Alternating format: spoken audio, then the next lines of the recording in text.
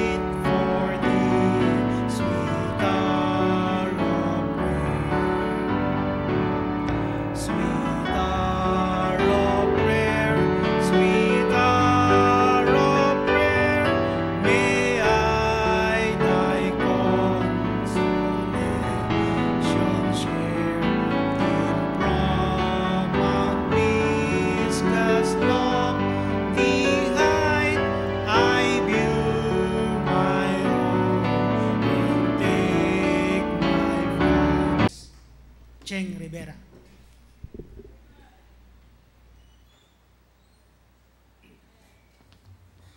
Magandang gabi po sa inyo lahat. Tayo po'y manalangin. Basahin na po muna natin yung ating pong magiging teksto ngayong gabi. Our text can be found in Genesis chapter 22 and verse number 17.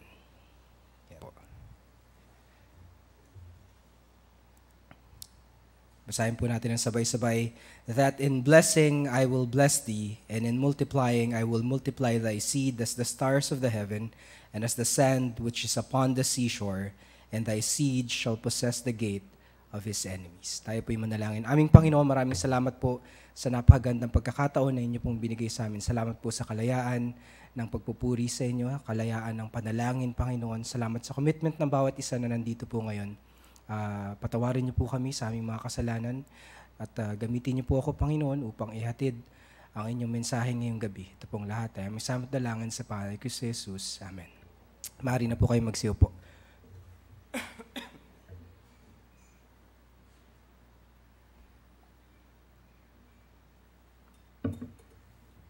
Ayan. So magandang gabi po sa inyong lahat. Wala po ang ating mahal na pastor. Siya po ay may mahalagang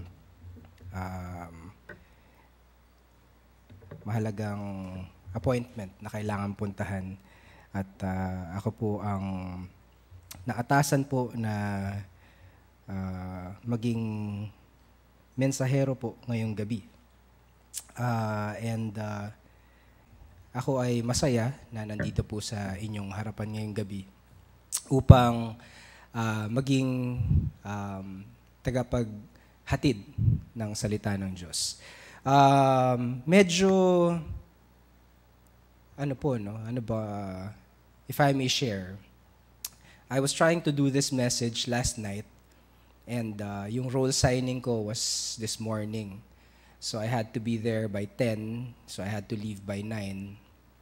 Tapos kagabi, talagang I was really torn kung ano bang message na gagawin ko, no? I was leaning towards yung isa.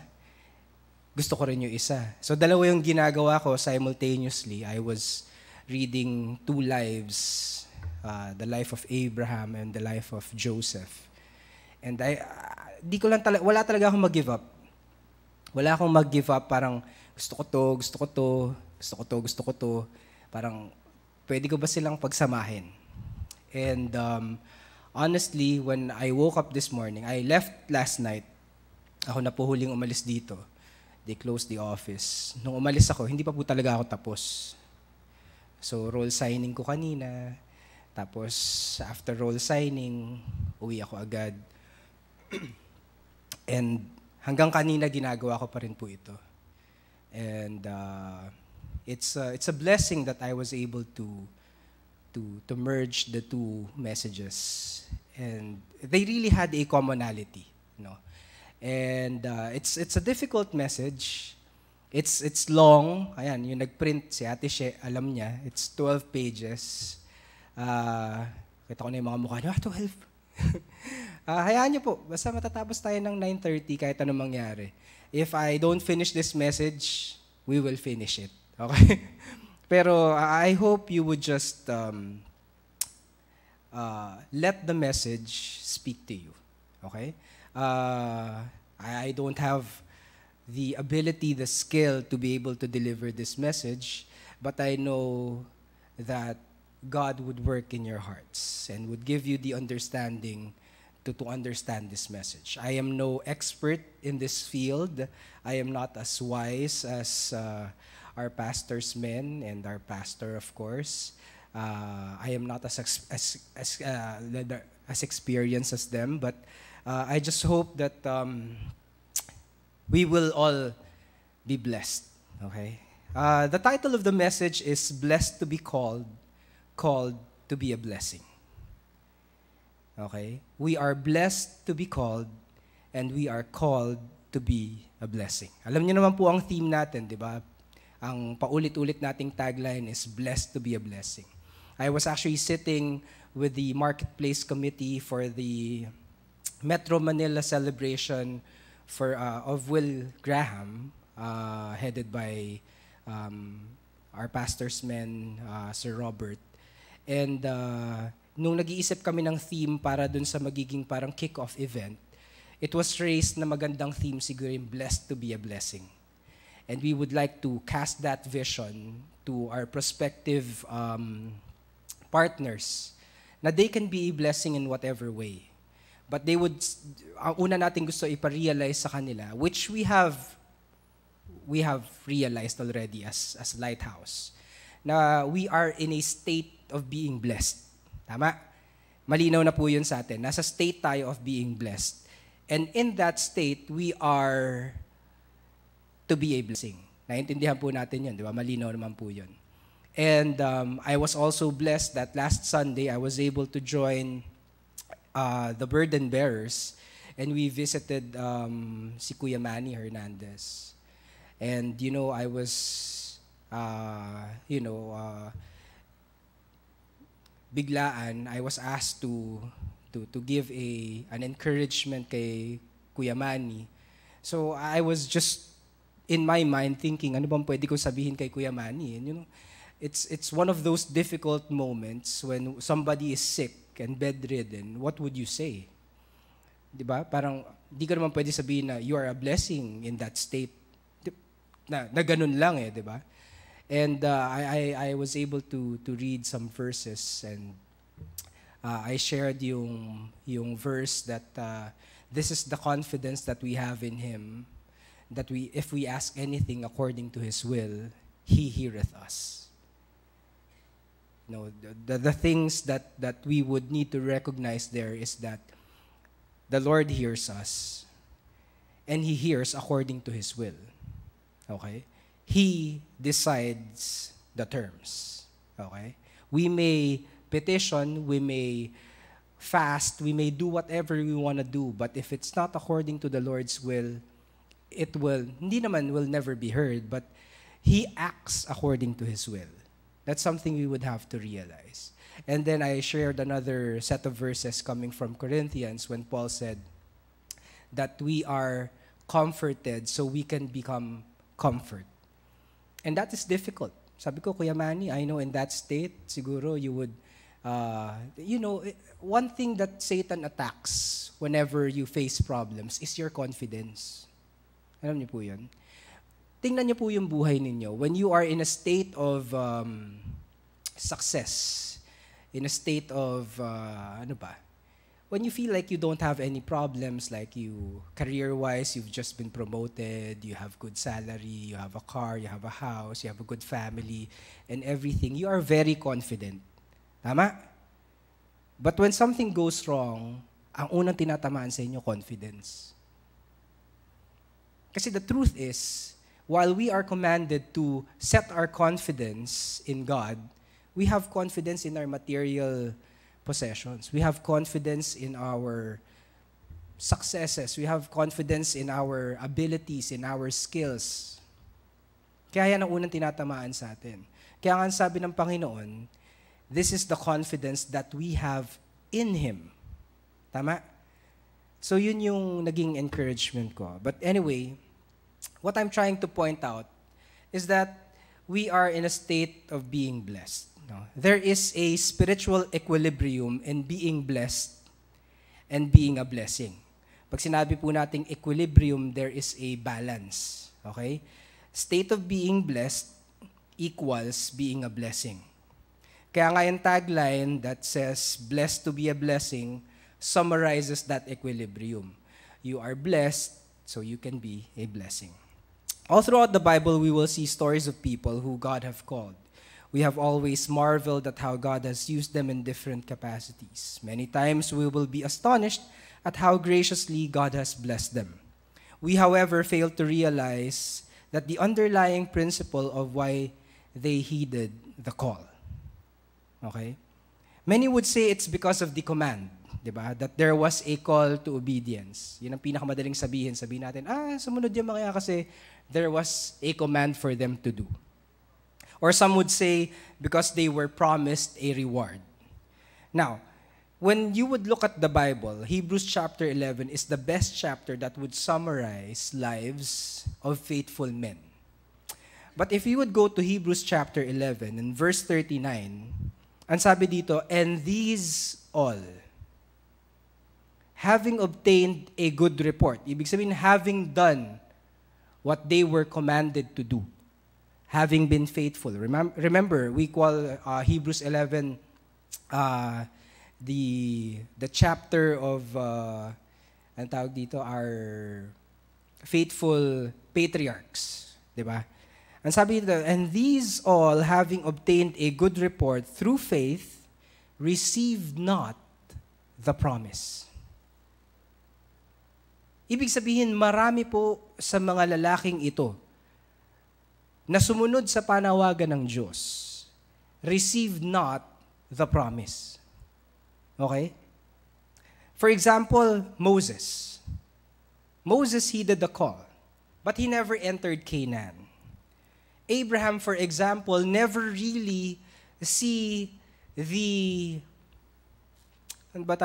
the fulfillment of him becoming the father of many nations. He was the father of two. Ishmael, Isaac. Tama? So, did he see the fulfillment? Nalaman ba niya what would happen? Seemingly, there seems to be a present imbalance in the supposed equilibrium. However, what is clear is how they remained to be a blessing. So some of them did not receive the promise, did not see the fulfillment of the promised reward. But what we can see is how they remained faithful, and in that being faithful, how they were actually a blessing. Example, Moses led Israel to Canaan land. That he actually did. He was a blessing to the nation of Israel. And you know kung anong pinagdaanan ni Moses, we don't have to really enumerate kung anong pinagdaanan niya, but you know, Moses was known to be the meekest man. Bakit? Ang daming reklamo ng Israelites. but he remained to be faithful to the call. Noah, di ba? To bring salvation to the people. David, di ba? David asked, is there not a cause? But he was not made to build the temple. Job, for example, di ba? He actually received the promise in the end, di ba, na his riches were multiplied by God. But if we would look at many other men, Bible characters that God has used, many of them did not receive the promise, did not receive the reward. But what is very clear is that they never lost track of the vision, of the call. And the call was really for them to be a blessing. For example, Genesis chapter 12 verse 2 speaks of Abraham. And sabi dito, and I will make of thee a great nation, and I will bless thee, and make thy name great, and thou shalt be a blessing. Now, yung being a great nation, he never saw that. I will bless thee in many ways. Abraham saw that. I will make thy name great. He is great now because we remember him, but during his lifetime, we cannot say that his name was great. But he was a blessing. And let us remember that from the time of this call in Genesis and the time of this covenant, Genesis chapter 12, until the time that Isaac was born, about 20 years lapsed. 20 long years. Let's take another example. Genesis chapter 42, verse 9. And Joseph remembered the dreams which he dreamed of them, and said unto them, ye are spies, to see the nakedness of the land ye are come. Here we can see that Joseph remembered. Remember, Joseph had a vision when he was younger. He had a dream, and for that dream, his brothers actually hated him. And he remembered that in Genesis chapter 42. Now, in Genesis chapter 45, it would be clear, and sabi niya, now, therefore, he was speaking to his brothers. Dito, he finally revealed who he is, because his brethren did not know him. And sabi niya, now, therefore, be not grieved nor angry with yourselves that ye sold me hither, for God did send me before you to preserve life. It was clear for Joseph that he was called to be that blessing. He never lost track of that vision. Joseph could have had a very,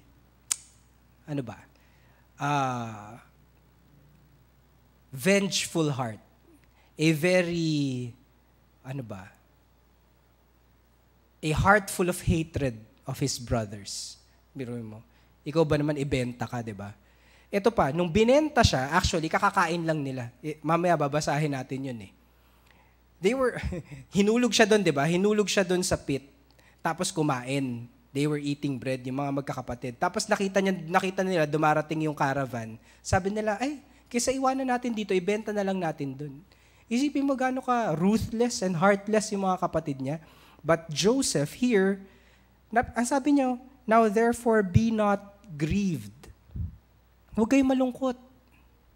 Siya pa yung nagko-comfort doon sa mga kapatid niya eh. Huwag kayong malungkot.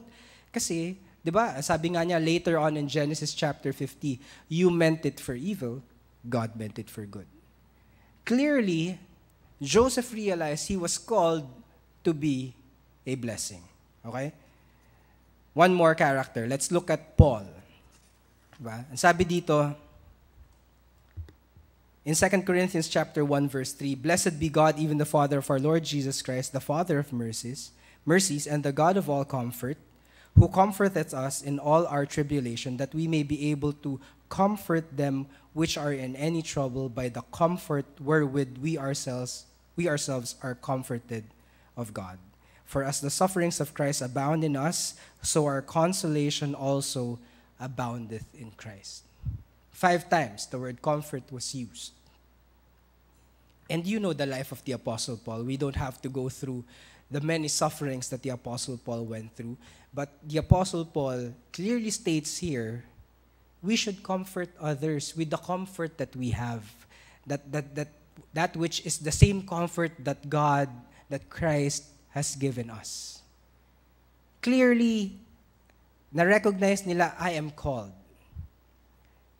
And in that calling, I am blessed.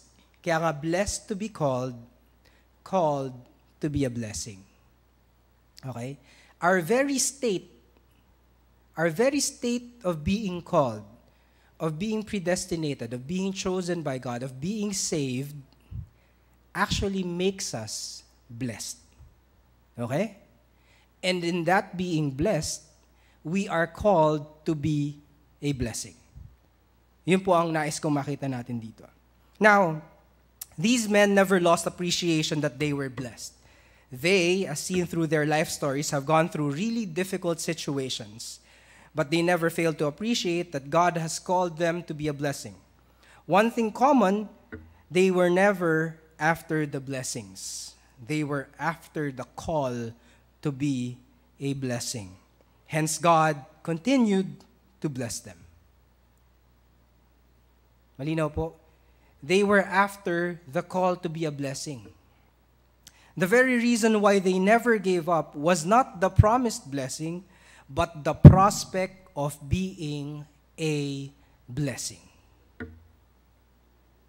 It was never the reward, it was never the promised blessing, it was never the success, it was never the fame, it was the prospect of being a blessing. They recognized that they were called to be a blessing. Now, being blessed, of course, does not mean a bed of roses. Sabi nga ni Laura's story in the song Blessings, what if your blessings come through raindrops? What if your healing comes through tears? What if 1,000 sleepless nights are what it takes to know you're here? What if trials of this life are your mercies in disguise? Now, as I have said, yung formula natin is we are called to be blessed, that is equals to being a blessing. Now, paano ko ba ito ipapaliwanag? Siguro na lahat naman po tayo nagkaroon ng basic accounting. Hindi, syempre, hindi lahat tayo nagkaroon ng basic accounting. Pero lahat po tayo marunong mag-add, subtract, at saka alam po natin yung equal sign, okay? Simpleng formula po. In accounting, sabi nila, the very basic formula in accounting is assets minus liabilities equals capital or equity. Okay? So, meron kang assets. Yung assets, alam naman po natin kung ano yung mga assets, di ba? Yan yung mga bagay na may pakinabang. Yan yung mga bagay na kagamit-gamit. Yan yung mga bagay na sabihin na natin, cha-ching, pera. Pwede natin gawing pera. Liabilities, ito po lahat ng gastos, expenses. Okay? Lahat ng pangit, yun pwede nating sabihin liabilities. And then, pagka minus nyo po yan, yung matitira, yun po ang tinatawag nating capital. Okay? So, yan po yung basic formula. Now, inihalin tulad ko po dyan para maintindihan natin itong formula na ito. Spiritual liabilities minus God's amazing grace, which is the assets, equals sufficient capital to be a blessing. Naintindihan niyo po ba? Okay? So meron po tayong mga spiritual liabilities. Actually, hindi lang spiritual, kahit mga physical liabilities. May mga pinagdadaanan tayong material. Those are liabilities. But if we add or subtract, of course, ang in-expect natin laging mas mataas ang amazing grace ng ating Panginoon, then we would have sufficient capital to be a blessing. Now, what I want you to realize, in the economy of being a blessing, we will never go zero. Okay? Some companies would have more liabilities than assets. That is a state of insolvency. Tama po ba yan, Boss Robert? That is a state of insolvency. Ibig sabihin, you would not be able to meet, or you are in a state that you cannot meet your liabilities anymore. You don't have sufficient assets. So even if we liquidate your company, kumbaga you have assets, di ba? May mga hard assets like buildings, land, yan. Kahit ibenta natin lahat yan, 20 million lang yan, meron ka 120 million na liabilities. Kahit anong gawin natin dyan, you are deficit by 100 million. ibig sabihin, wala na talaga. So ganun din po sa atin. But in the economy of being a blessing, we will never go zero. That's the basic principle that I would like you to realize tonight. While realizing the formula that there are liabilities and there is God's amazing grace would always, always be more than your liabilities. And if it's always more than your liabilities, you would always have sufficient capital to be a blessing. So in the economy of being a blessing, we will never go zero. However, despite this, Satan would try to disrupt this balance. Okay? By doing things that attack our status as being blessed. By doing this, we feel that we are not blessed. Hence, we cannot be a blessing. Pero we would have to realize and go back to the same formula and realize that God's amazing grace is always more than the liabilities.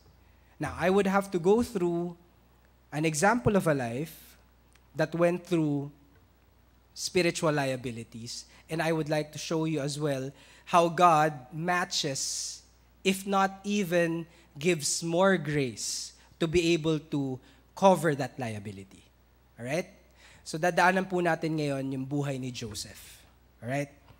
Open your Bibles to the book of Genesis chapter 37.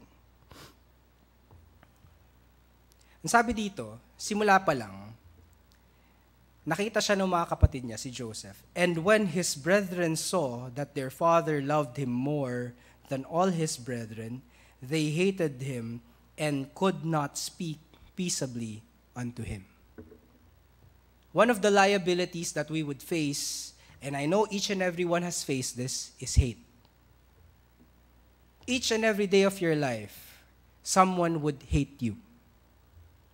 Someone would hate you for all the wrong reasons or for no reason at all. Dito wala naman eh. There was no reason to hate Joseph. Diba? Ang sabi nga ng Bible, and could not speak peaceably with him. Di ba may mga taong ganun eh, medyo irita kayo simula pa lang. Hindi mo maintindihan, hindi mo lang talaga siya gusto. You know, as Christians, ganun tayo. We are not of this world. The natural tendency of this world, its system, its people, is to hate us, is to mock us. It would hate us for doing good.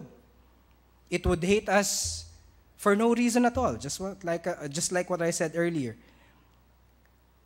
But we would have to realize that God has an answer to that. Diba? Anong answer ng Panginoon dyan? While there is a spiritual liability of hate, God's answer is His favor. We always have God's favor. In the same chapter, Genesis chapter 37, ang sabi dito, now Israel loved Joseph more than all his children, because he was the son of his old age, and he made him a coat of many colors. And many other verses throughout Genesis, we would see how the Lord has favored Joseph. God's favor is always there. Ang sabi pa nga he was the man in whom the Spirit of the Lord is. That was the description of Joseph. God's favor is always there. So in this life, we would face hate. There would always be people that would hate us. Now, that is difficult. Remember, when we face hate, the tendency is for us, hate diminishes our spiritual assets. Hate impacts our ability to be a blessing. Bakit? Kasi the tendency for us, if someone hates us, we hate them back.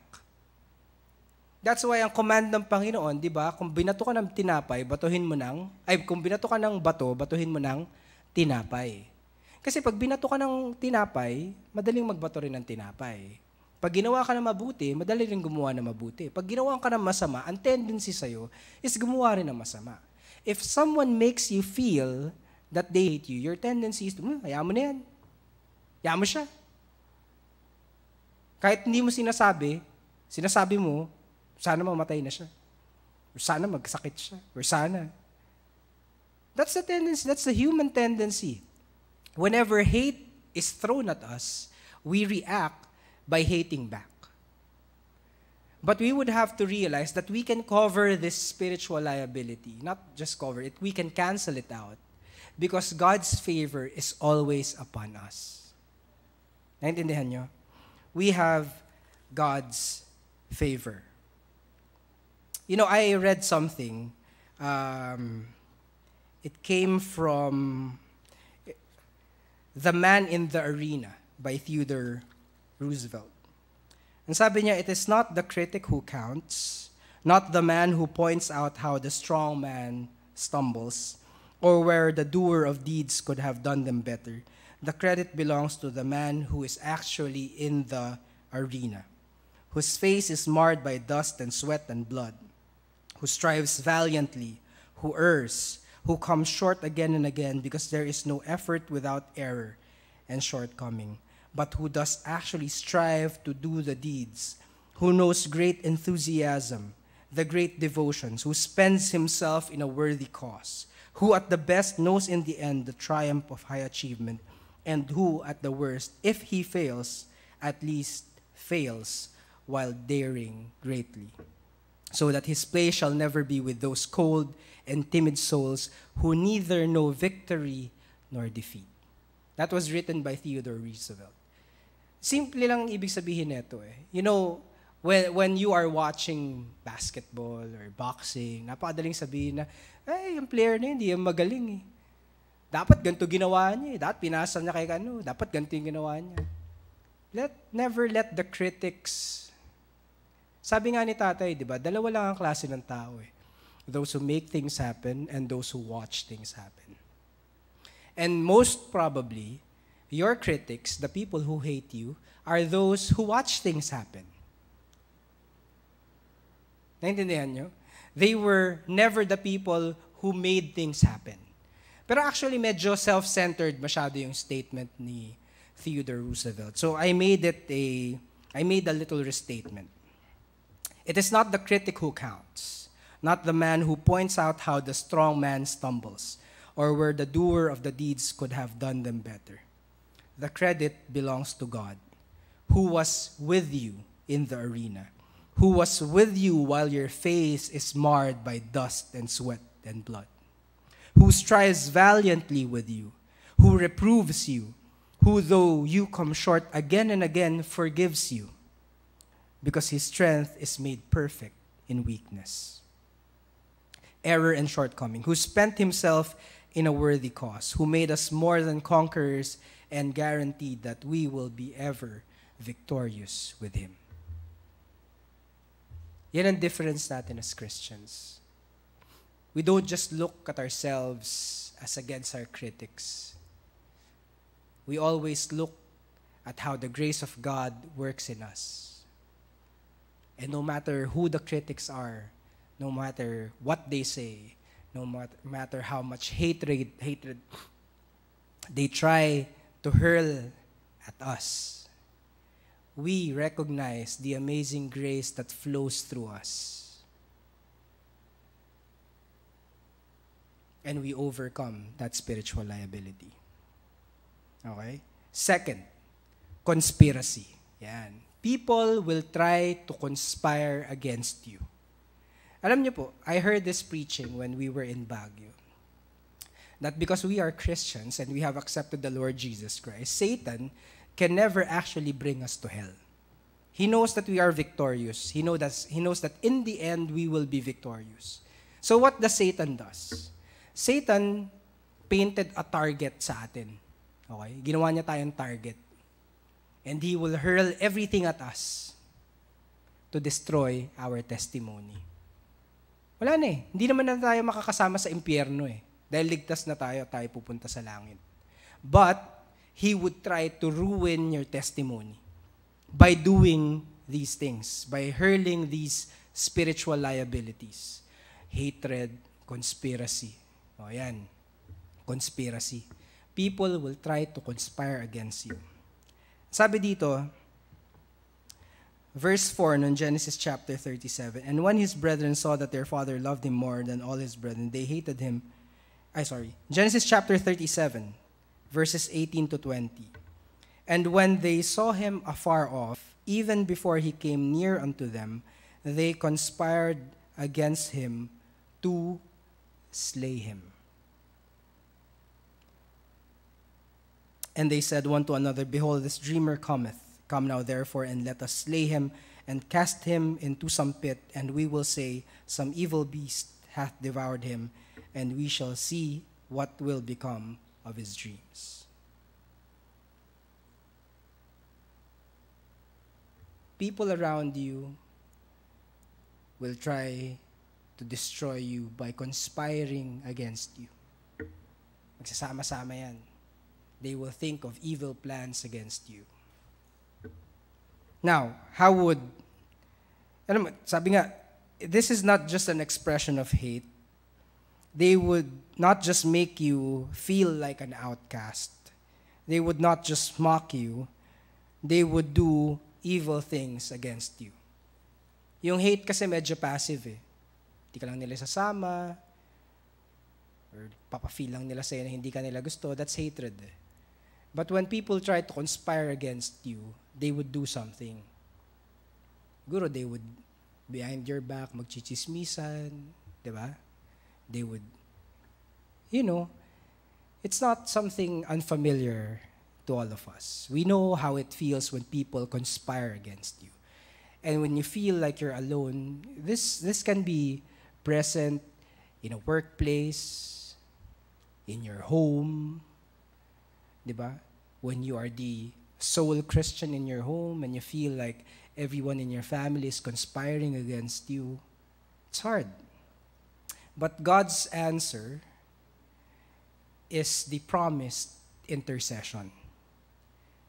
In the same chapter, we see here, in verse 20, Come now, therefore, and let us slay him, and cast him into some pit, and we will say, Some evil beast hath devoured him, and we shall see what will become of his dreams. And Reuben heard it, and he delivered him out of their hands, and said, Let us not kill him. Here you would see that even when the 10 other brethren conspired to kill him, one was actually interceding. God was using one brother, Reuben, to intercede. Actually, in the same chapter, you would also see that Judah tried to intercede as well. And, we would see throughout the Bible, even Christ promised intercession for us. Sabi sa Luke chapter 23, sabi ng Panginoon kay Peter, But I have prayed for thee, that thy faith fail not, and when thou art converted, strengthen thy brethren. There is a promised intercession for us. When you feel like wala kang kakampi, and all the people around you, you can feel are conspiring against you. I felt this, and this was God's way of making me feel like, of actually edging me out towards surrendering. Share ko lang yung story. I was in a workplace. Okay naman. I was a logistics supervisor. I was doing well. Walang problema. I was friends with everybody. Maliit na company lang, so I was friends with everybody. And then, I had an opportunity to go to the States for 2 weeks. Just 2 weeks, 14 days. So, minus mo yung weekend. So, 10 days lang talaga ako nawala sa trabaho. But we were in the middle of a huge order. But before I left, I made sure everything was planchado. Okay? So, inayos ko lahat, ibinilin ko dun sa iba na, kung magka-problema, ito yung lahat ng purchase orders for this specific client. Okay? So, 2 weeks lang ako nawala. Pagbalik ko, parang lahat in conspiracy. My former sales manager were concocting all these. She was suddenly making all these policies against me.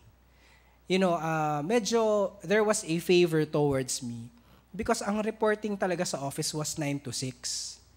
And I was always late because I lived in Fairview and the office is in Chino Roses. So during that time talagang well, it's no excuse, but I asked if pwedeng gawing 10 to 7 my schedule. So just adjust it 1 hour. Yeah, adjust din naman, di ba? Hindi ako lalabas ng 6, lalabas ako ng 7. Lahat din naman ng pinaprocess kong order, naabot din ng gabi. So sabi ng boss ko, okay. So suddenly, nung pagbalik ko, okay naman yung 10 to 7 na schedule ko. She suddenly made these policies na bawal na yung ganun. Dapat hindi raw ganun. Dapat wala daw fine-favor ng mga employees. Pero ako, anong problema nito? Suddenly, the accountant was very particular in all my expenses. I can just feel the pressure was on me. And I just felt like, Panginoon, 2 weeks ago, nagkatrabaho ko dito, okay naman, wala naman akong problema. And that was also the time that I was feeling God's call. So at that time, I was really feeling, should I resign and surrender? And of course, I know, or now it's clear, that the Lord was really moving. The Lord was giving me the burden to surrender to His call. And that was just a side story. But, I know the feeling. Yung, okay naman, wala ka namang ginagawang mali, pero just people are just trying to conspire against you. Magka-conspire sila. Yung accountant tsaka yung sales manager ko, pagkaganon sila. Parang lahat na lang ng pwede nilang maisip para gipitin ako, gagawin nila. To the point that even our general manager, our country manager, noticed that. Kasi maya't maya, pupunta siya dun. Pupunta yung sales manager ko, papapirma. Sir, dapat po ganito gagawin natin. Open office lang din naman yan. Parang office lang ni Pastor Jan. So, parang nakaupo lang ako dun sa pwesto ni Aika, tapos pupunta siya dun sa pwesto ni Ate Beth, naririnig ko rin naman, Sir, kasi ganito. Tapos parang, problema nito, bakit? Ako lagi, wala na ba ibang makita ang empleyado dito? Ako na lang. So, the feeling. But the Lord always intercedes for us. Okay? The next spiritual liability that we will all face are seduction and lies. Okay? Genesis chapter 39. Excuse me.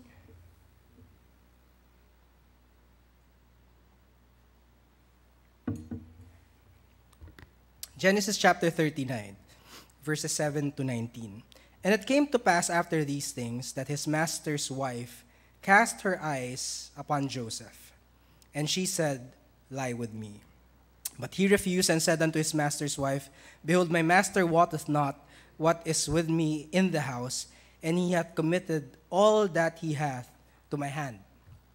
There is none greater in this house than I, neither hath he kept back anything from me but thee, because thou art his wife. How then can I do this great wickedness and sin against God? And it came to pass as she spake to Joseph day by day that he hearkened not unto her to lie by her or to be with her. You see how persistent Potiphar's wife was and how settled Joseph is. Diba? There was really an advancement. But, Joseph was really steady. And it came to pass when she saw that and she caught him by his garment, saying, Lie with me. And he left his garment in her hand and fled and got him out. And it came to pass when she saw that he had left him his garment in her hand and was fled forth, that she called unto the men of her house and spake unto them, saying, See, he hath brought an Hebrew unto us to mock us. He came in unto me to lie with me, and I cried with a loud voice. And it came to pass when he had heard that I lifted up my voice and cried, that he left his garment with me and fled and got him out. And when she laid his garment by her until his Lord came home, and she spake unto him according to these words, saying, The Hebrew servant which thou hast brought unto us came in unto me to mock me. And it came to pass, as I lifted up my voice and cried, that he left his garment with me and fled out. And it came to pass, when his master heard the words of his wife, which she spake unto him, saying, After this manner did thy servant to me, that his wrath was kindled. This world will not only hate you, will not only conspire against you, but would continuously try to seduce you so that you would fall into sin. It would not only seduce you to fall into sin, it would actually create lies. That's what we see in this story. Joseph was very faithful. Dami siyang ginagawang masama eh. But Potiphar's wife tried to seduce him. And this world will do that. There would oftentimes, throughout our lifetime, we would face temptations, opportunities that this world seems to offer to us. And alam natin na hindi ito kakaiba. Even the Lord Jesus Christ was seduced by Satan himself. Remember, nung dinala ni Satan doon sa mountain ng Panginoong Kristo at sinabi niya na, nakikita mo lahat ng kaharian na yan, ibibigay ko sa iyo yan. Satan is the prince of the powers of the air. Satan is the present prince of this world. Be careful. Sometimes we see opportunities and we embrace them right away. But we would have to realize that some of these opportunities are actually spiritual liabilities. Not everything that offers us success, not everything that offers us fame, not everything that offers us money, material benefits, are blessings.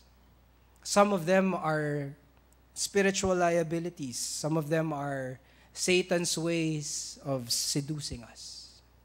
And we would have to be careful. Sabi sa 1 John chapter 2, verses 16 to 18, "For all that is in the world, the lust of the flesh, the lust of the eyes, and the pride of life, is not of the Father, but is of the world." Be careful. Try to see. Ito ba ang nakikita ko? Right before my eyes, whatever that is, it may be an opportunity, it may be a promotion, it may be fame, maybe success. Try to see, is it something that is lust of the flesh, lust of the eyes, or pride of life? Because if it is not of the Father, it is of this world. But nevertheless, while we may face seduction, God has His grace, and His answer is protection. In the same chapter, Genesis chapter 39, we will see that after na nagalit yung master, tama? Because of what Potiphar's wife did. Bakit sinabi kong master tapos Potiphar's wife? Pagkatapos magalit ni Potiphar, because of what Potiphar's wife did, yan, para mas malinaw, he was placed in prison. He meaning Joseph. But you would see in the same chapter, Genesis chapter 39, verse 20, "And Joseph's master took him and put him into the prison, and a place where the king's prisoners were bound, and he was there in the prison." Ito, verse 21, "But the Lord was with Joseph, and showed him mercy, and gave him favor in the sight of the keeper of the prison. And the keeper of the prison committed to Joseph's hand all the prisoners that were in the prison, and whatsoever they did there, he was the doer of it." Alam niyo po, di ko pa na-experience makulong. Pero sa kulungan, may mayor. Yun ang naririnig ko. Na, of course, may jail guards, pero yung management of the prisoners, kumbaga sa mga prisoners, may, ano ba yan? May social classes din. And he was the mayor. And the mayor was the overseer of whatever happens inside the prison. Kumbaga, walang mangyayari sa kulungang to na hindi ko nalalaman. Okay? That was Joseph. That was the favor that the Lord gave Joseph. That was actually the protection that the Lord gave Joseph. That was an amazing protection. Imagine mo, 'di ba, galing ka, you are from a faraway country. Okay? May pinapanood kasi ako yung Locked Up Abroad. Yan. For example, American ka, nakulong ka sa Panama or nakulong ka sa Philippines, and they would share their experiences. Napakahirap. You're a foreigner. Yung balat mo pa lang, yung kulay ng balat mo, ibang-iba sa kulay ng balat nila. Yung lengguwahe nila, iba. Tapos makukulong ka dun. It's very difficult. But see how the Lord protected him. He was made the keeper of the prison. That was how the Lord protected Joseph. Okay? Now, let's look at another spiritual liability. So we have seen the spiritual liability of hate, the spiritual liability of conspiracy, the spiritual liability of ano nga ba ito isa? Seduction and lies. Alright? And now, let's look at another favorite of the devil. Favorite ito ng Diablo. Maniwala kayo sa akin.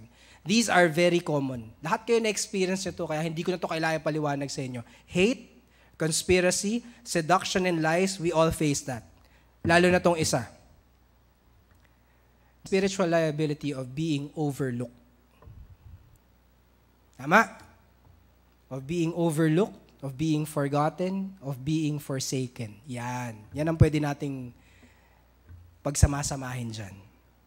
In Genesis chapter 40, verse 23, dito makikita natin yung storya, okay, na nung nakukulong si Joseph, merong dalawa siyang nakasama. Yung butler, tsaka yung baker. Alright? And nagkaroon ng dream itong dalawa, no? Para hindi na natin puntahan yung chapter at basahin, ikikwento ko na lang sa inyo. Itong dalawa nagkaroon ng dream, and Joseph interpreted that dream. And malinaw ang sinabi ni Joseph. Sabi niya, ito yung meaning ng dream niyo. Sana lang, kasi sabi niya, ito mangyayari sa inyo. Makakalabas kayo dito sa prison na to in 3 days. Alright? You will be restored to your position. Yung isa mamamatay, yung isa mabubuhay. Sana lang, maalala niyo ako. Paglabas niyo, 3 days lang 3 days. Paglabas niyo, sana maalala niyo ako, mabanggit niyo ako sa hari. Kay Pharaoh. Alright? And we know what happened. That after these men were restored, one was killed, the other remained to be in service of Pharaoh, they forgot Joseph. Nakalimutan nila si Joseph. Di ba? Ang sabi dito, and ito ang sabi dito. In Genesis chapter 41, verse 9, then spake the chief butler unto Pharaoh, saying, I do remember my faults this day. This was the time when the chief butler suddenly remembered, because yung Pharaoh na nagkaroon ng dream. And he remembered, and it was 2 years, a span of 2 years. Nakalimutan siya, si Joseph, in 3 days. See how people, when they suddenly become successful, forget you? Tama? Yan. Pag pinag-usapan natin ang Pilipino, napakagaling dito, utang na loob. Ang utang na loob para sa mga Pilipino, milyon. Milyon. Minsan mas mabigat pa ang utang na loob kaysa sa utang. Tama? And we would often hear this, ayun, walang utang na loob na yan. Ako ito, recently, nung pumasa ako ng bar, lahat na lang sinasabi sa akin, huwag ka makakalimot Parang, well, that's a good reminder, pero kailan ba kita nakalimutan? Diba, may nakalimutan na ba kita? And, I treat everybody equally. I try to answer every inquiry the same way. Hindi ko naman pinaramdam sa iba na, abogado na ako, di na kita sasagutin, alam mo yun? But, there's a tendency for people who become successful to do this. And us Christians, we oftentimes feel, kasi tayo, we have this feeling that we are sometimes forsaken, that we are sometimes overlooked, that we are sometimes not recognized. Joseph, di ba, pambira. Si Joseph, nung paglabas niya sana, hindi siya gumanti doon sa chief butler There is no statement na nung paglabas niya, pambihira ka. 2 taon, Brad. In ininterpret ko yung dream mo doon na makakalabas ka, 3 araw, hindi mo ako naalala. Tapos suddenly, ngayon, naalala mo ako. Diba? Galing mo din no? But, hindi natin makikita that Joseph had that attitude. Why? Because Joseph clearly recognized that there was a spiritual asset, an amazing grace coming from God, which is God would always make them remember. We will face the spiritual liability. Mahirap ito. In this life, at one point, you would feel you are forsaken. You have been forgotten. You have been overlooked. Okay? But always, always, always, always be settled in the fact that God will make them remember. Okay? Hindi mo kailangan ipaalala. Hindi mo kailangan magbilang. Wag na wag kang magbibilang. Ito mga, hindi ko na tutulungan yan kahit kailan, walang utang na loob. Tapos ko inatras yung kotse niya. Tapos ko hinugasan yung kotse niya. Pagkatapos kong finotocopy yung ano. Sa ating mga Pilipino, kahit yung mga ganong kaliliit na bagay, sources ng utang na loob yan. Walang utang na loob. Tinaas ko yung bintana ng kotse niya. Hindi man lang magpasalamat sa akin. Kaya nga napaka-familiar nito para sa atin. Because this is very common for Filipinos. We feel like we have been forgotten, forsaken, and overlooked. But always remember that God will make them remember. Okay? So now, nakita natin yung isang side ng balance. Okay? 9 o'clock po. Yan. Matatapos tayo. We saw this side of the balance. So, we saw the spiritual liabilities. We saw the spiritual assets. The amazing grace of God. We saw how in the life of Joseph, God has worked that in every spiritual liability that he would face, there is an equal or even greater grace, which is an asset. Naintindihan po natin, malinaw po yun. Now, Satan would always try to disrupt the balance of being blessed so we can be a blessing and realizing, now, God will help maintain a status of being blessed. Now, let us now try and see what we need to do to be a blessing. Okay? Tingnan natin yung kabilang side, yung capital side. Seeing the spiritual liabilities and God's amazing grace in the life example of Joseph. And kahit saan po natin tingnan yan sa buong Bible, it's the same formula. And I am sure some of you may not realize it, but try to realize it. Try to list down every spiritual liability that you have experienced, every persecution, every trial, every obstacle in life that you have faced, and try to list down how God has delivered you, or how God has given you sufficient grace to be able to cover that spiritual liability. And you will always see you got covered. You know, the very fact that you are here is a proof that the formula actually works. Kasi kung hindi, dapat patay na kayo. Wala na kayo dito. Tama?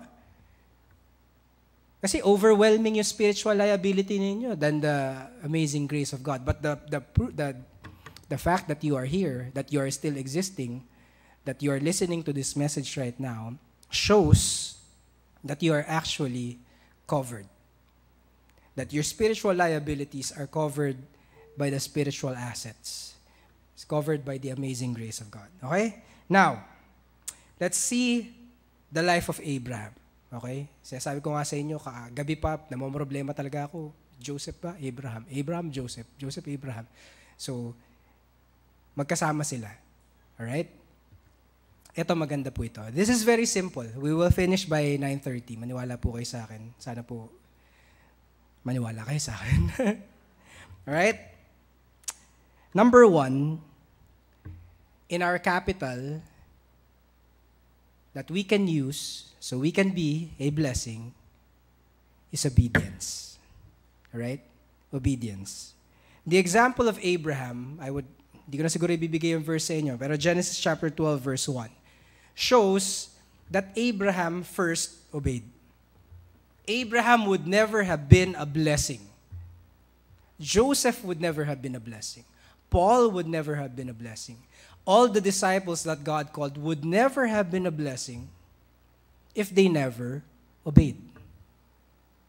So the very first thing in your spiritual arsenal or in the capital side of being a blessing is that you should obey. You should show obedience. Yun ang una niyong gawin. And remember, Abraham was in a state of success and prosperity. He was in the land of Ur with his family. And suddenly, he will go into a land that is not known. Abraham, di ba sabi? And sabi, now the Lord had said unto Abraham, get thee out of thy country, and from thy kindred, and from thy father's house, unto a land that I will show thee. Ganda, di ba? Buti pa si Magellan may prospect siya ng kung saan siya pupunta Pero ito sabi sa kanya ng Panginoon, lumabas ka dyan. Saan po ako pupunta? Doon. Sa lupain na ipapakita ko sa'yo. Left or right? Basta doon. Walang direction di ba? But he obeyed.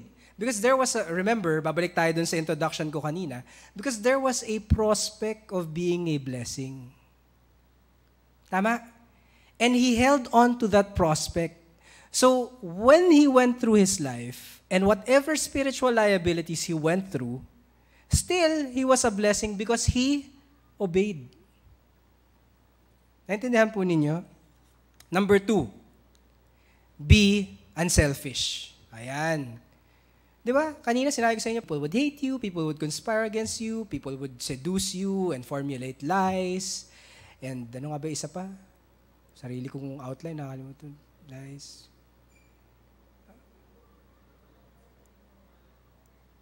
Overlooked, yan. Tama, you would be overlooked. But God's sufficient grace would be able to cover that so that you can still be unselfish. Tama? Kasi pag over na to, ayoko na. People hate me. People are conspiring against me. Ayoko na. Bahala sila dyan. Damot ako. Tama? But as I have said, this is always covered by God. Okay na yan. Covered na yan. Canceled out na yung spiritual liability na yan with my grace. Now, ito ang gawin mo. Be unselfish. Ito sabi dito, Genesis chapter 13, verses 8 to 12. And Abraham said unto Lot, let there be no strife, I pray thee, between me and thee, and between my herdmen and thy herdmen. Ang storya dito, lumalaki na yung herd ni Lot, lumalaki na rin yung herd ni Abraham. And yung herdsmen, nag-overlap na sila kung saan sila nagpapakain, nagpapainom nung kanilang mga herd, nag-aaway na.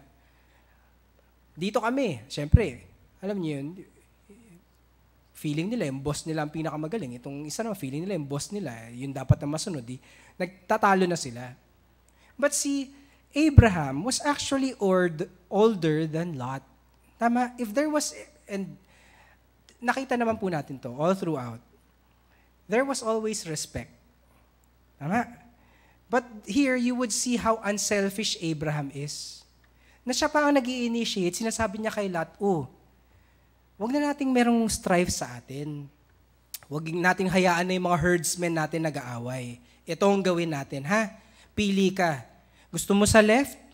Gusto mo sa right? Ikaw pumili. Kung ano mapili mo, sa'yo yan.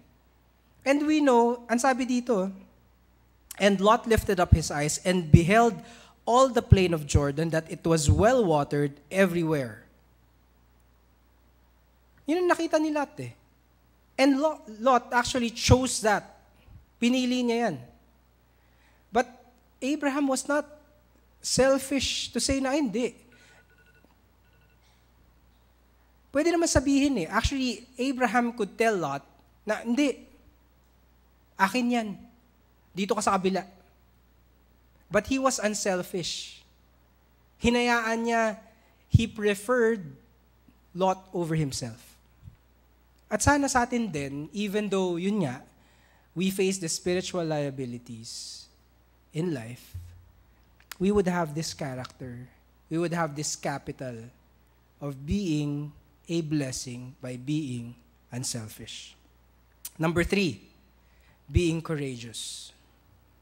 Genesis chapter 14, dito makikita natin that there were robber kings who stole from Sodom. Okay? And dahil nandun si Lot, nakita natin that he actually sent men to chase them para kunin ulit. Right? So here we can see that Abraham actually showed courage. And many times our being courageous actually becomes a blessing to others. Many times, some Christians feel weak. Nangihina sila. Wala silang lakas. Wala silang, ano bang Tagalog ng courage? Courage, Tagalog. Wala silang courage. Tapang. Alright? And we should actually be a source of courage for them. Yan, yung mga young people, when they go out, pag summer blast, some of them, ano ang sword of the Lord? Mga young people, ano yung sword? Ano yung sword dun sa ano? Uy, kayong dalawa, ano yung sword? Bible. Tama? This is the sword. When you hold the sword, you should be courageous. Tama? Hindi yung, gandang hapon po. Galing po kami sa Lighthouse. Pwede po ba kayong makausap? There seems to be no courage in that statement. This is the sword. And when you hold the sword, there should be courage. So just like Abraham, when he pursued, we should show courage. Ang actually nakakatawa dito, there was the king of Sodom, and Lot was actually under the king of Sodom because he was staying there. Tama? If you are a citizen of a country, well, pag king ang tawag subject, supposedly, dapat yung sovereign na nagpo-protect sa inyo. As citizens of the Philippines, meron tayong karapatan na ipagtanggol tayo ng ating hukbong sandatahan. Yun ang mandato nila tama? Alright? Pero nakakatawa dito, bakit si Abraham pa ang nagpadala? Abraham sent his men to save and pursue the robbers. Di ba? So sa atin, makita rin sana natin, kasi minsan tayo, yamo siya. Ibang church naman yan Doon siya humingi ng tulong. No. We should also be ready to help them. Intindihan nyo? Being courageous actually just entails knowing if you are doing it rightly. Naintindihan nyo? Huwag ka lang matapang sa mali. Yun lang. But ang pagiging matapang, hindi lang yan para sa kakampi mo. Minsan kahit para sa kaaway mo, dapat matapang ka kung alam mong tama. Naintindihan nyo? Kung nangangailangan ng tulong ang ibang tao, kahit kaaway mo yan, kahit na anong ginawang masama sa iyo yan, pero alam mong tama, yun ang tamang gagawin mo. That is courage. Alam niyo, sabi ng Bible, we are more than conquerors. Alam niyo bakit? Kasi ang conqueror lang ng conquer yan. Akin to, akin yan, talo kayo. More than conquerors is learning how to reach out even to your enemies. That is what it means to be more than conquerors. That is true courage. Naintindihan nyo? So that's number 3. Number 4.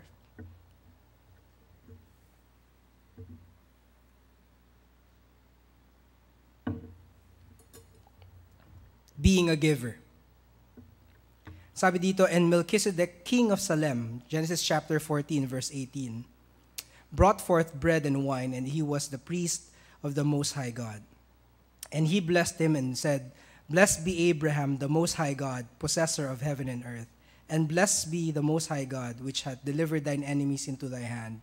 And he gave him tithes of all. Alam niyo po, isa sa mga pinakamahirap gawin at pinakamadaling excuse para wag magbigay ay sabihin natin na may pinagdadaanan tayo.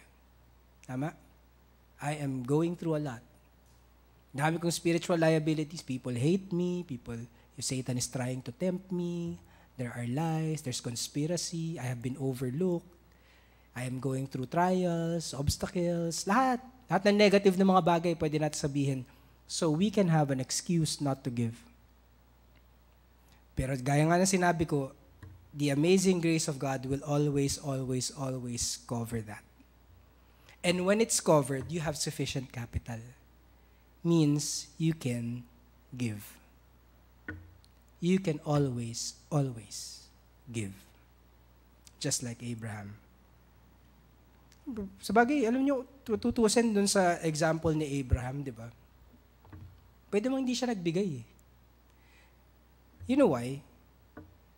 Because in this story, he pursued the robbers. Ang dapat actually nagbibigay ng tithes, King of Sodom and Lot. Treasures nila yun eh. Naintindihan nyo?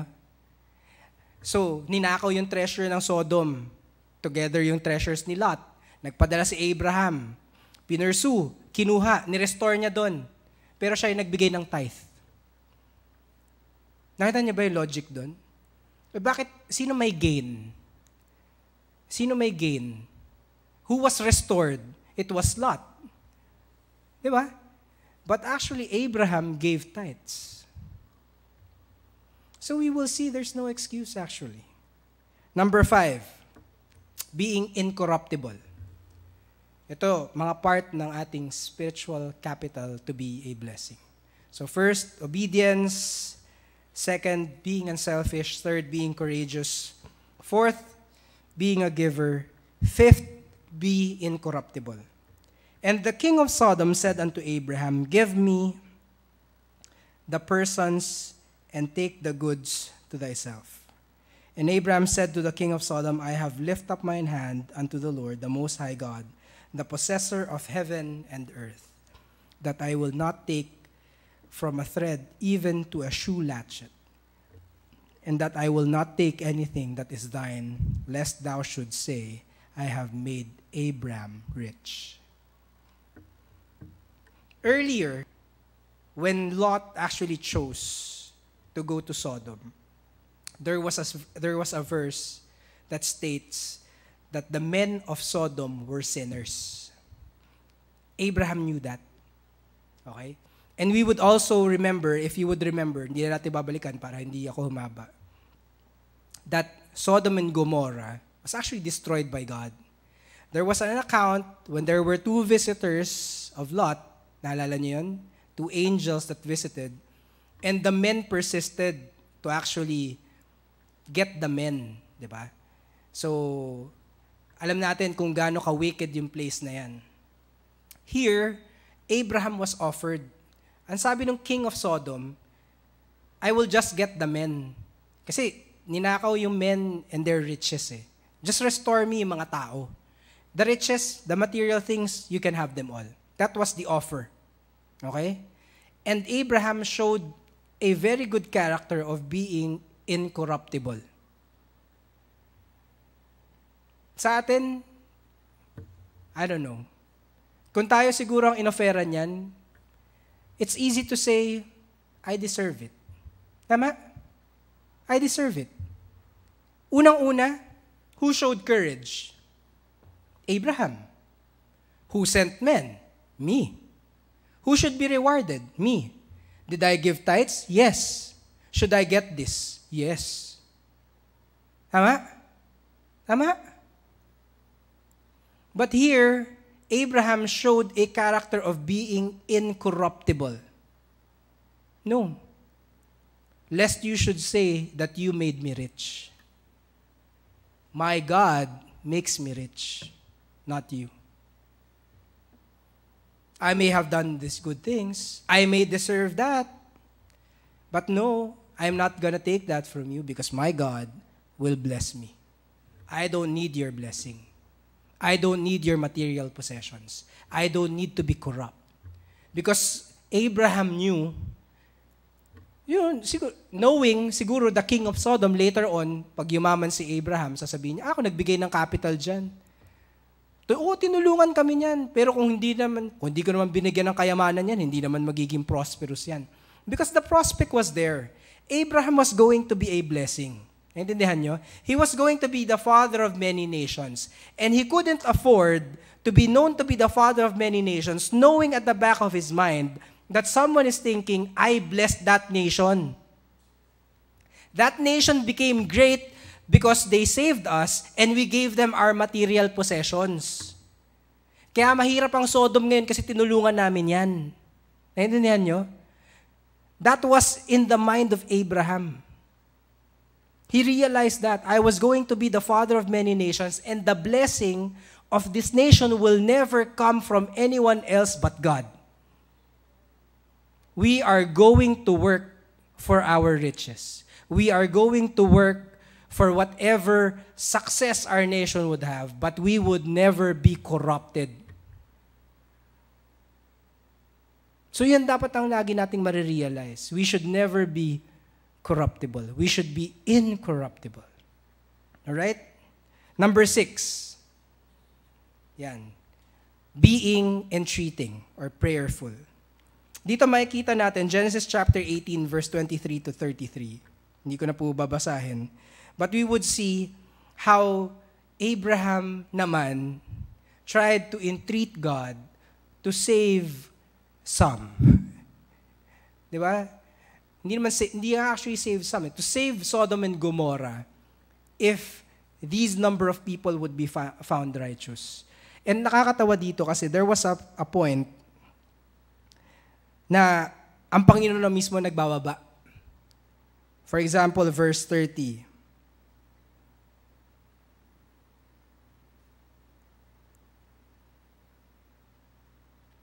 Verse 30, 31. Makikita nyo how actually Abraham was trying to negotiate with God. Sabi doon sa verse 29, let's start with verse 20. And he spake unto him yet again and said, Peradventure, there shall be 40 found there. And he said, I will not do it for 40's sake. And he said unto him, O let not the Lord be angry, and I will speak peradventure, there shall be 30 found there. And he said, I will not do it if I find 30 there. And he said, Behold, now I have taken upon me to speak unto the Lord, peradventure, there shall be 20 found there. And he said, I will not destroy it for 20's sake. And he said, O let not the Lord be angry, and I will speak yet but this once, peradventure, 10 shall be found there. And he said, I will not destroy it for 10's sake. Remember, Sodom and Gomorrah was a wicked nation, was known to be a place of sinners. But here, before, sinabi na kasi ng Panginoon, I will destroy that. Abraham was entreating for Sodom and Gomorrah. And this would be hard for us to pray for our enemies, entreat the Lord on behalf of our enemies. That would be very difficult. But that is the way to be a blessing. We can be a blessing by praying for others. We do that. That's being a blessing. But praying for your enemies, praying for those who hate you, who conspire against you, that's being a blessing. So, wag po natin kakalimutan yan.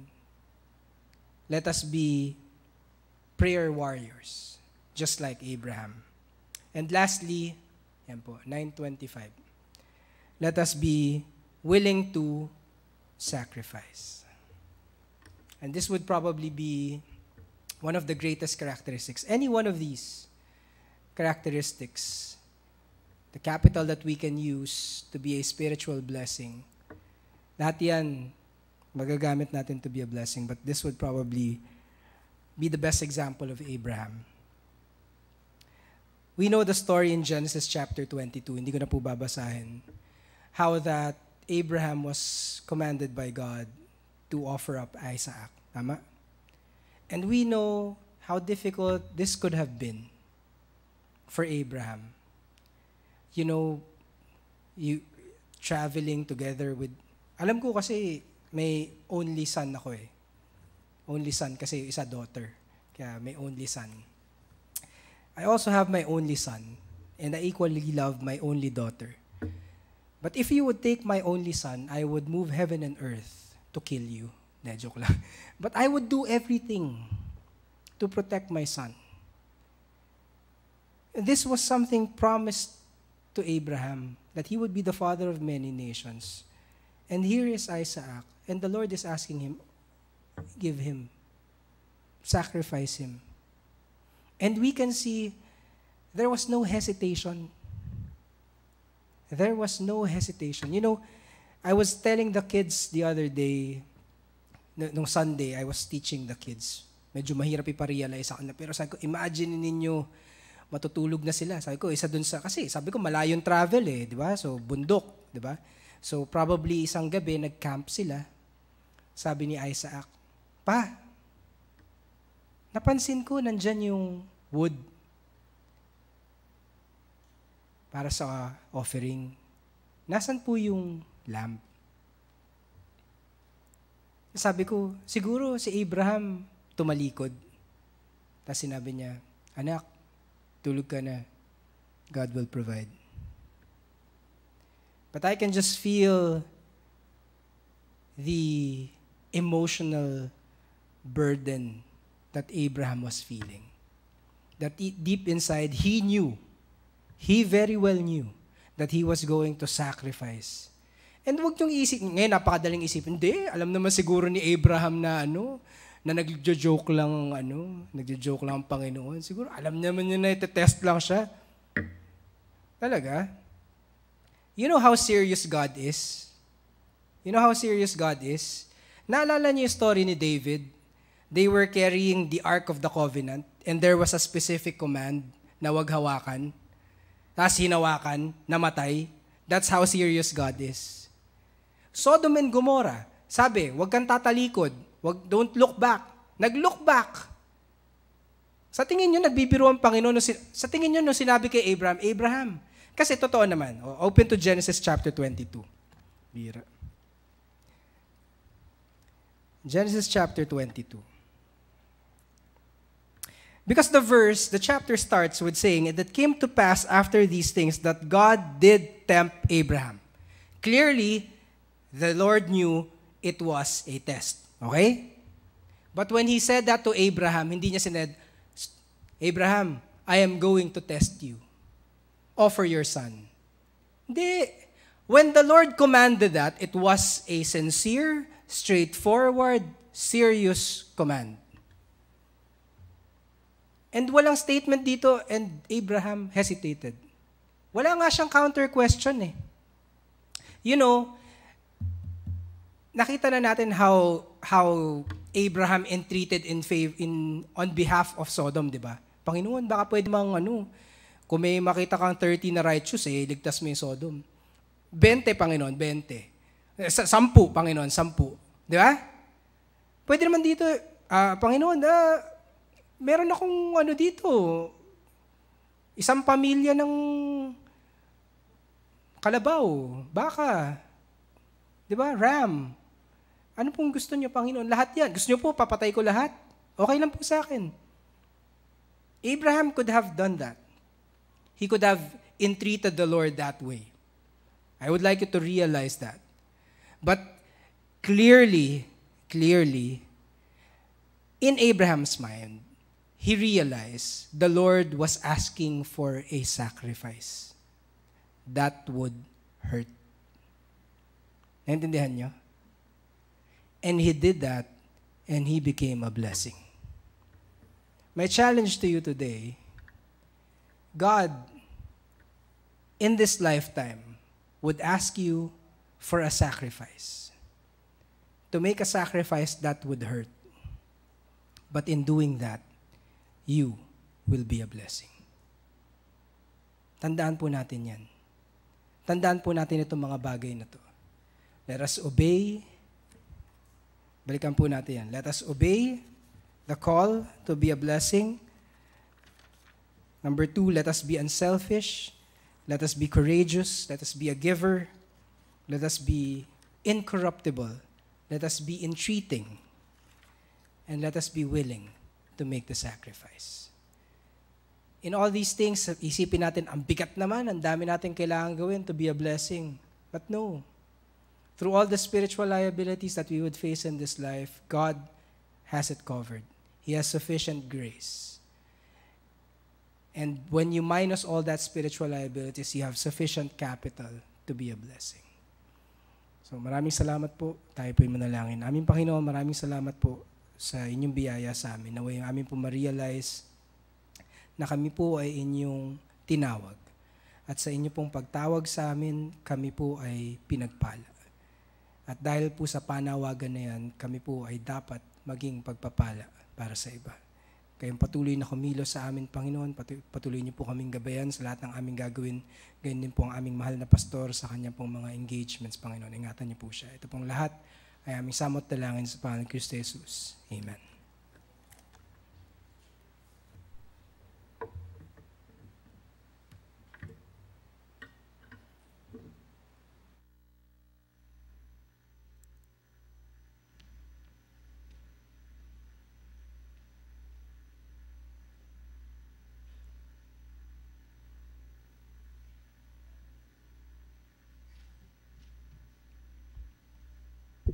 Okay, thank you, Preacher Moses. Ngayon, birthday ni Letrondo Ahmed, tsaka ni Alan Amora, tsaka ni Arlene Morales. Bukas, birthday naman ni John Letrondo. Sa linggo, birthday ni Rosalinda Aquino. Sa 11, birthday ni Pilisa Tan, Hana Jeronimo at Liberty Balyita. Tapos sa June 12, birthday ni Tatay June Toralba. Okay po, so yan po yung may birthday. Tayo po yung manalangin para po sa ating offering. Salamat Panginoon sa inyong salita namin natunghayan ngayong gabi. Salamat po Panginoon sa inyong ginamit, sa mensahero. Dalayan ko po Panginoon na manatili sa aming mga puso at isipan ito at gawin namin sa aming buhay na kami ay pinagpala mo upang maging pagpapala sa iba. Dalayan ko po Panginoon ang aming offering ngayong gabi. Kayo po Panginoon magpala sa mga magbibigay at sa offering na ito ay magamit sa inyong ubasan. Binabalik namin sa iyo ang papurit pa sa salamat sa pangalan ni Jesus. Amen. So tayo po ay magkaloob. After noon, iikot na po tayo para kantahan yung mga may birthday.